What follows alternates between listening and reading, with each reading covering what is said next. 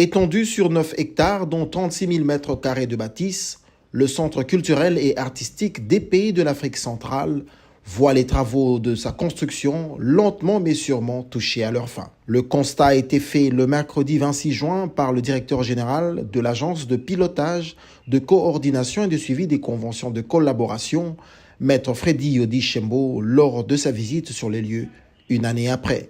Non, mais c'est une fierté. C'est une fierté que la République démocratique du Congo ait le centre culturel le plus grand d'Afrique centrale. C'est un projet de coopération. Et comme vous savez, de par les attributions de l'agence de pilotage, nous avons la responsabilité de piloter, de coordonner et de suivre les projets de coopération. Et celui-ci en est un. Et donc, lorsque nous sommes arrivés au mois de juin de l'année dernière, on avait trouvé un chantier qui avait beaucoup de problèmes. Mais aujourd'hui, nous sommes très heureux de constater que c'est un travail qui a sensiblement avancé. Le projet est à 90% terminé. Fruit de la coopération sino-congolaise, le centre culturel et artistique, comprenant aussi les bâtiments de l'Institut national des arts, d'une capacité de 2000 places, est conçu en forme ronde, servant d'une combinaison de différentes textures urbaines des deux côtés du boulevard Triomphal.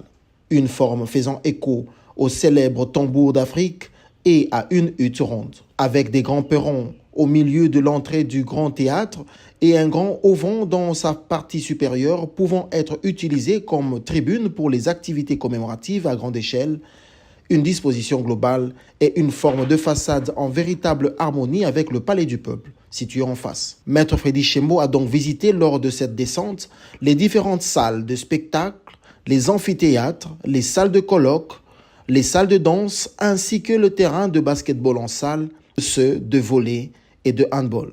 Lancé le 15 octobre 2019 par le président de la République Félix Antoine Tshisekedi Tshilombo pour une durée de 3 ans, les travaux de construction de cet imposant ouvrage au cœur de l'Afrique centrale auront connu un glissement suite entre autres à la pandémie de Covid-19.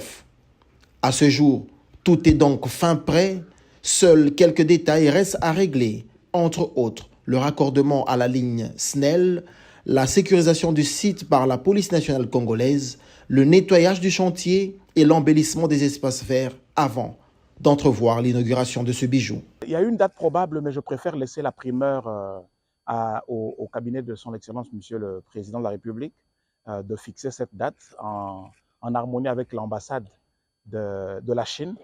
Quant à nous, nous trouvons vraiment que les travaux sont très, très avancés et que si tous ces problèmes de raccordement d'électricité et de sécurité sont résolus à l'allure où travaillent ceux qui sont ici, nous pensons que ça peut être réglé très rapidement. Et l'inauguration peut se faire très rapidement par son Excellence, Monsieur le Président de la République. Notons par ailleurs qu'une série de formations est en cours avec les ingénieurs et quelques jeunes Congolais dans le cadre de l'acoustique, l'utilisation des équipements de scène, la plomberie et l'électricité, pour une passation de main à la partie congolaise après son inauguration.